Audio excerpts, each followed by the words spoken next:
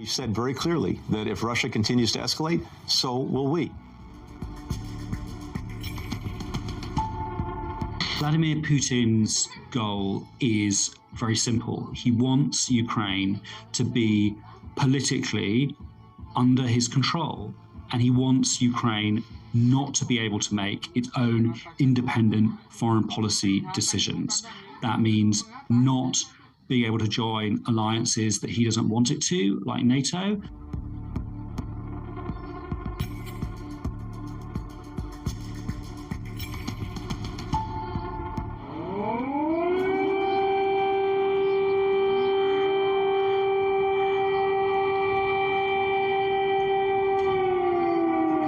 Шановні громадяни України, сьогодні вранці президент Путін оголосив проведення спеціальної військової операції на Донбасі. Росія здійснила удари по нашій військовій інфраструктурі та по нашим прикордонникам, прикордонним загонам. В багатьох містах України було чутно вибухи.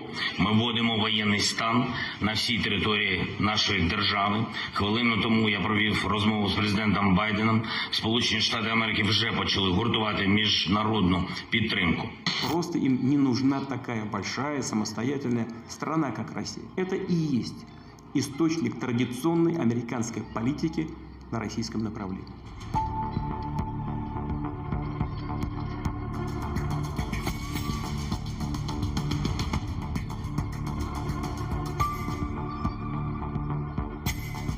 Since the Second World War, the United States believes that we have upheld an order in Europe where wars of conquest between states have not been undertaken. And if one is now about to be embarked on by Vladimir Putin in order to solve his geopolitical dreams, this is believed by the US government to be a very dangerous outcome and a very poor augur for the future.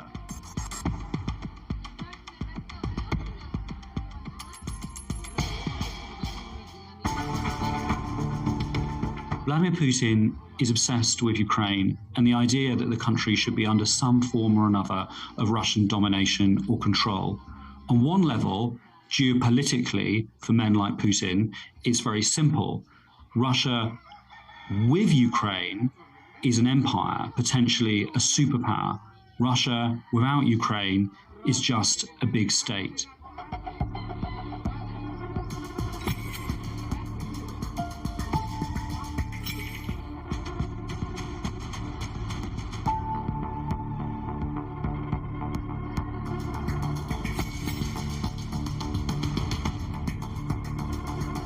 For the last few years, the Western allies have operated a fudge when it comes to Ukraine's potential membership of NATO. They've pushed it off far, far into the future, essentially making it a point of principle.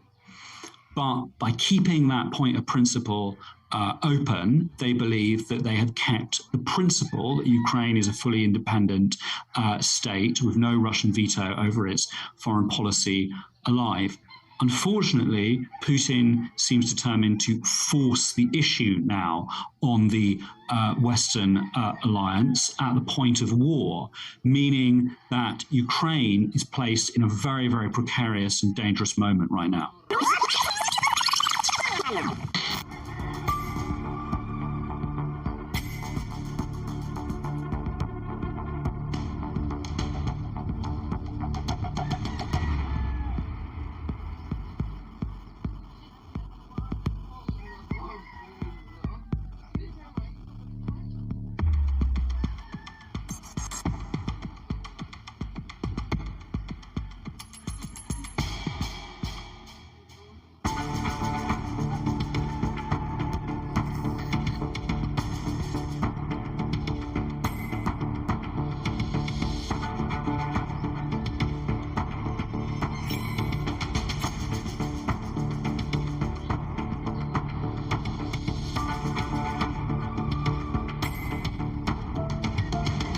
This is the beginning of a Russian invasion of Ukraine. Under the Minsk agreement, which neither side fulfilled, the idea was that Russia would withdraw its forces from eastern Ukraine and Ukraine would be allowed to re-enter these territories, but they would be given autonomy.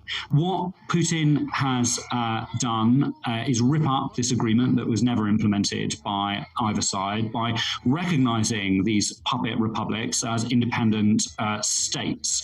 That means that there's no possibility now of that agreement becoming a peaceful settlement to the conflict.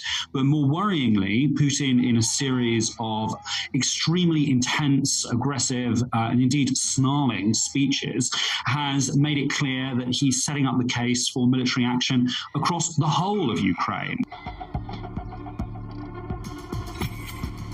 How far Putin will go, we don't really know, but there could be many millions of people moving towards the European Union in the next few weeks or months if he goes ahead.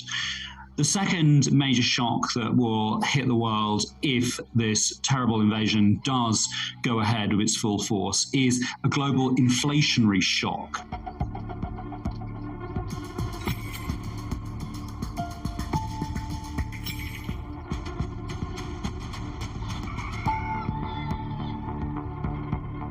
President Biden has made it very clear that because Ukraine is not a member of the NATO defense alliance, he will not be intervening in Ukraine to stop Vladimir Putin, even if he invades and topples government in Kiev.